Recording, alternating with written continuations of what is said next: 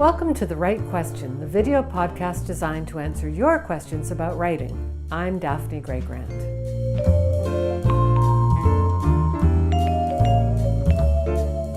Today I have a question from Philip Diwa, an internet marketing specialist from Vancouver.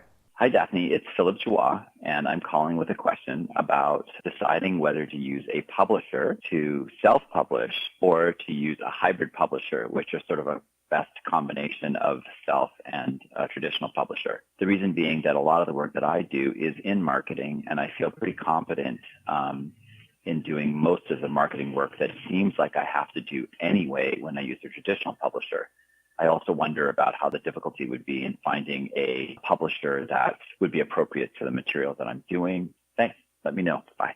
Thank you, Philip. You've asked some really valuable questions here. Many people aren't even aware of the new hybrid publishers, so let me talk about each of the three publishing options you've mentioned. Option number 1, traditional publishing. This is where a traditional publisher like Penguin or HarperCollins agrees to publish your book. That sounds like a good deal, but for every pro, there's a con. The good news about traditional publishing is that it won't cost you any money up front. But here are the downsides. Going the traditional route is never fast. You will need to find an agent, and that can be difficult and time-consuming. Getting an agent might take a couple of years, and then it'll take them time to sell your book. Next, the publisher will be entitled to make decisions that you might prefer to make yourself. For example, they'll get to choose the title and the cover design. Most publishers do not provide big marketing budgets, and if they do, it's reserved for big-name authors like Stephen King. Be aware that you'll have to cover the cost for any artwork or photos inside the book. And if you're a nonfiction writer,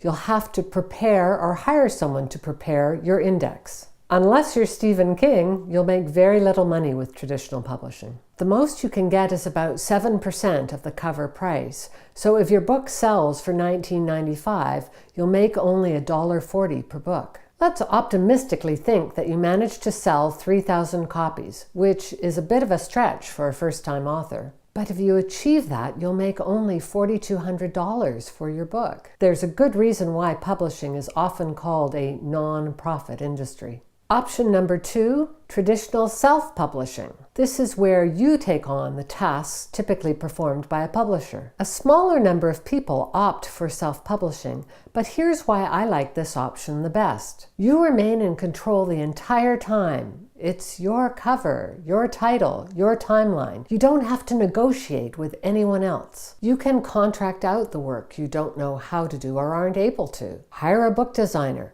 Hire a copy editor, hire a printer. You do have to spend some money up front, but you have the opportunity to earn a whole lot more later on. Once your hard costs are covered, you keep every penny you earn. If you can keep your hard costs down to 50% of the cover price, which should be doable, you'll earn $9.95 for every copy of that $19.95 book that you sell. The big downside of self-publishing used to be that it was really hard to get into bookstores. Now, however, most people buy their books online, and Amazon is really easy to get into. There's one downside to self-publishing, and that is you need ways of reaching your audience. I do this by blogging 5 days a week, which takes a fair bit of time and energy. Other authors reach their audience in a number of different ways. Be aware that this is just part of the deal of self-publishing.